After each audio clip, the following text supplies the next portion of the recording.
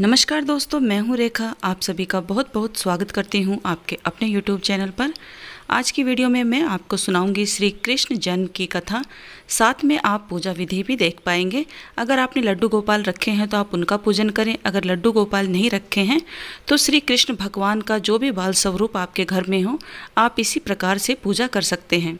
यह त्यौहार भगवान श्री कृष्ण को समर्पित है। कहा जाता है कि भाद्रपद माह के कृष्ण पक्ष की अष्टमी तिथि रोहिणी नक्षत्र में भगवान श्री कृष्ण का जन्म हुआ था। इस तिथि को सनातन धर्म के लोग कृष्ण जन्माष्टमी के नाम से भी जानते और मानते हैं।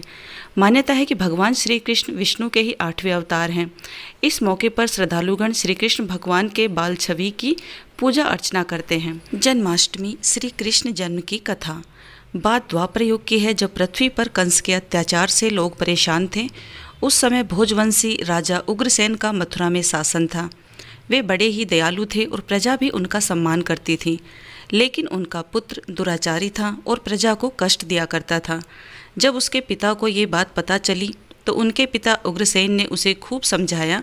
उसके समझाने के बावजूद भी कंस ने अपने पिता की बात न मानी और उसे गद्दी से उतारकर कारागार में डाल दिया। कंस की एक बहन थी देवकी, जिसका विवाह वासुदेव नामक यदुवंशी सरदार से हुआ था। कंस अपनी बहन देवकी से बहुत प्रेम करता था। एक समय जब कंस अपनी बहन देवकी को अपनी ससुराल पहुंचाने जा रहा था, तभी अचानक रास्ते में आकाशवाणी हुई कि हे कंस, जिस देवकी की तू इतनी परवाह करता है, बड़े प्रेम से ले जा रहा है, इसी के गर्भ से उत्पन्न 8वां बालक तेरा वध करेगा। यह सुनकर कंस वासुदेव को मारने के लिए बढ़ा। आकाशवाणी सुनने के बाद देवकी ने कंस से कहा, मेरे गर्भ से जो संतान होगी उसे मैं तुम्हारे सामने ला दूंगी। इन्हें मारने से क्या लाभ है। कंस अपनी बहन देवकी से बहुत प्रेम करता था, इसलिए उसने उसकी बात मान ली। वासुदेव और देवकी को उसने कारागृह में डाल दिया। वासुदेव देवकी की एक एक करके 7 संतानें हुईं और 7 को जन्म लेते ही कंस ने मार डाला। अब बारी थी 8वें बच्चे के होने की। कंस ने इस दौरान कारागार में वासुदेव देवकी पर और भी कड़े पहरे लगा दिए। देवकी के साथ नंद की पत्नी यशोदा भी मां बनने वाली थी। उन्होंने वसुदेव देवकी के दुखी जीवन को देखकर 8वें बच्चे की रक्षा करने का उपाय रचा। जिस समय वासुदेव देवकी को पुत्र पैदा हुआ, उसी समय यशोदा के गर्भ से एक कन्या का जन्म हुआ, जो कुछ नहीं सिर्फ माया थी। इसी दौरान कारागार में भगवान विष्णु प्रकट हुए। उन्होंने देवकी वसुदेव से कहा, मैंने इस पृथ्वी को कंस के अत्याचार से मुक्त करने के लिए जन्म लिया है। तुम मुझे इसी समय अपने मित्र नंद जी के घर वृंदावन में ले जाओ और उनके यहाँ जिस कन्या का जन्म हुआ है उसे लाकर कंस से दे दो। भगवान ने कहा, इस समय वातावरण अनुकूल नहीं है, लेकिन फिर भी तुम चिंता न करो, जागते हुए पहरेदार सो जाएंगे। कारागार के दरवाजे अपने आप खुल जाएंगे। उफनती हुई यमुना तुमको जाने का मार्ग खुद दे देगी। भगवान के आदेश अनुसार वासुदेव नवजात शिशु रूप श्री कृष्ण को सूप में रखकर कारागृह से निकल पड़े और यमुना को पार करके नंद जी के घर जा पहुँचे, जहाँ उन्होंने नवजात शिशु को यशोदा के साथ सुला दिया और उनकी कन्या को लेकर मथुरा आ गए।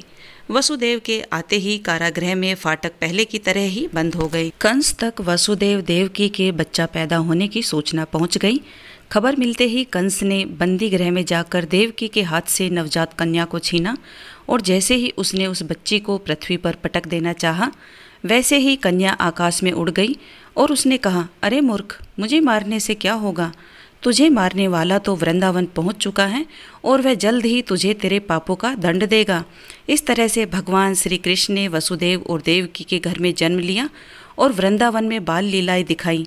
यही वजह है कि जन्माष्टमी के मौके पर श्रद्धालु भगवान श्री कृष्ण के बाल स्वरूप के दर्शन करते हैं और उनका आशीर्वाद प्राप्त करते हैं। आज के दिन श्रद्धालुगण श्री कृष्ण भक्त श्री कृष्ण भगवान का व्रत रखते हैं, उनकी कृपा दृष्टि प्राप्त करते हैं और कथा सुनकर अपने व्रत को पूर्ण करते हैं। ये थी श्री कृष्ण जन्माष्टमी व्रत की कथा। बोलिए लड्डू गोपाल की, श्री कृष्ण कन्हैया लाल की जय हो। रात्रि 12 बजे के बाद श्री लड्डू गोपाल का जन्म उत्सव अवश्य मनाएं। थाली ताली शंख बजाकर उनका स्वागत करें। आशा करती हूँ यह वीडियो आप सभी के लिए उपयोगी होगी। अगर आप मेरी वीडियो पर पहली बार आए हैं तो मेरा आप सबसे अनुरोध है, वीडियो को लाइक और मेरे चैनल को सब्सक्राइब अवश्य करें। वीडियो देखने के लिए आप सभी का बहुत बहुत धन्यवाद। जय श्री हरि, जय श्री राधे।